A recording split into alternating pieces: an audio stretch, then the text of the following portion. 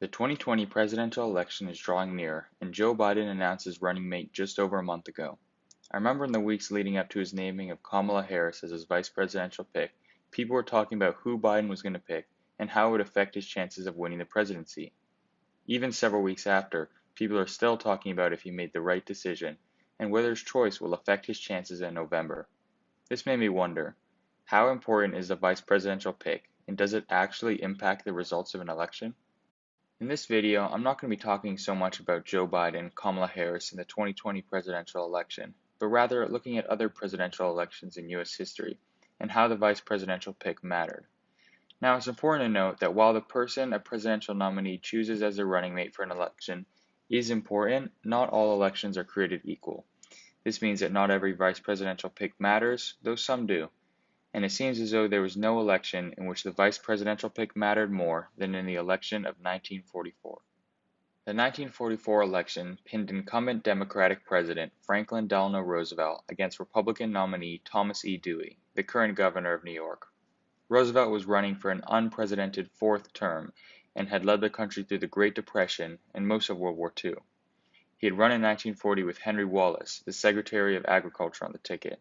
However, he made the announcement that he was open to switching as vice president in the upcoming 1944 presidential election, a move that was heavily influenced by the Democratic Party. You see, Roosevelt's health was on the decline, and he wasn't expected to live through his fourth term.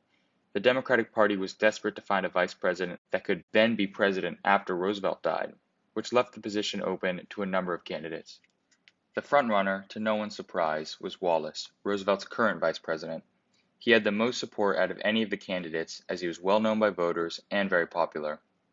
However, the Democratic Party saw him as being far too liberal and didn't know if he was electable. It's important to understand that even though the party was mainly concerned about who would be president after Roosevelt won the election, they still had to worry about winning it. In this election, though Roosevelt was still looking to win comfortably, was shaping out to be his closest yet. Another serious contender was William O. Douglas, an Associate Justice of the Supreme Court appointed by Roosevelt himself just 5 years earlier. Another was Jimmy Burns, a good friend of Roosevelt's who was a former congressman and had briefly served on the Supreme Court. The last was Harry S. Truman, a relatively unknown senator from Missouri. He was well respected enough in the Senate for his work on the Truman Committee, where he found and corrected problems with U.S. war spending, but hardly any American voters knew who he was. The party chose Truman for the sole reason that he wasn't controversial. Almost no one had a problem with him, and he wasn't too far left or too far right. By the time the Democratic National Convention rolled around in July 1944, Henry Wallace and Harry Truman were the frontrunners. By the time the convention had finished, Truman had won the position of vice president under Roosevelt, and the two would go on to win the election in November. Roosevelt, however, died 3 months after being elected for a fourth term, and Truman would become president, having to deal with the daunting task of ending World War II. This election serves as a perfect example of how important the vice presidential pick can be. The vice president does meaningful work in office and will take over as president if the president dies. And so far, this has happened 8 times in United States history. While the presidential election of 1944 has many differences with this year's election, it's worthwhile to compare the two. The 2020 election, like the 1944 election, is taking place in the midst of a global disaster. And although Joe Biden is not suffering from polio and close to death, many have pointed out his seemingly deteriorating mental and physical health as a 77-year-old. As I pointed out earlier, though, sometimes a vice presidential pick has no influence on the election whatsoever. In fact, in the first several U.S. presidential elections, the candidates didn't even have a running mate.